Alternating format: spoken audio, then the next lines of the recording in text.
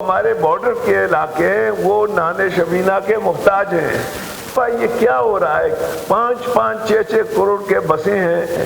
تو میں آپ کے توسط سے گورنمنٹ سے اپیل کرتا ہوں کہ وہ ذمہ داران سے ملیں۔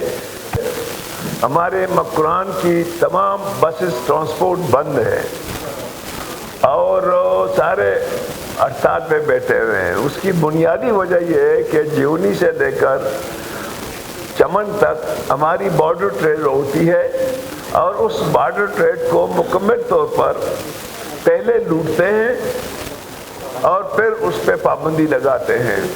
اب اسپیکر صاحب، میں وزیر اعلیٰ صاحب سے بھی میں نے بات کی، اس وقت جتنی چیک پوسٹیں ہیں چاہے جس ادارے کے ہیں، ان لوگوں نے لوٹ مار مچائی ہوئی ہے، بدتاخوری کر رہے ہیں، اور اگر کوئی اپنا زبان نکالتا ہے یا بولتا ہے تو پھر اس کو غائب کر لیتے ہیں۔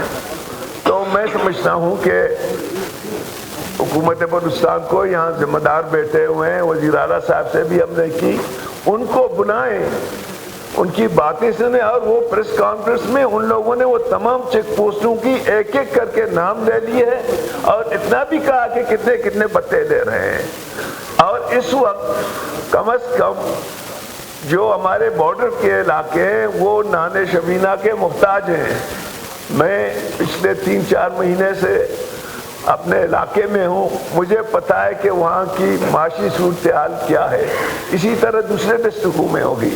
تو میں آپ سے گزارش کر لیتا ہوں کہ آپ کی توسط سے کم از کم وزیر اعلیٰ صاحب ان کے عہدیداروں کو بلائیں، ان کے ساتھ بیٹھیں، جو ادارے انوالو ہیں، سیکورٹی کے ادارے انوالو ہیں، ان کو بٹھائیں کہ بابا یہ کیا ہو رہا ہے؟ 5-6 کروڑ کے بسیں ہیں اور وہ جو ہے نا بینک سے ان لوگوں نے لی ہیں اور سب کو جو نا اٹھا کے جو ہے نا FIR کر رہا ہے، اور ہر چیک پوسٹ پہ پیسہ بھی لیتا ہے اور تیل بھی نکالتا ہے۔ تو یہاں میں سمجھتا ہوں کہ ہمیں، کیونکہ ہم سمجھتے ہیں کہ اس سے ہمارے 15 سے 20 لاکھ لوگ اس سے جو ہے نا ان کے چولہے جل رہے ہیں۔ یہ صرف بارڈر ایریا نہیں ہے بلکہ تمام بلوچستان کے ہیں۔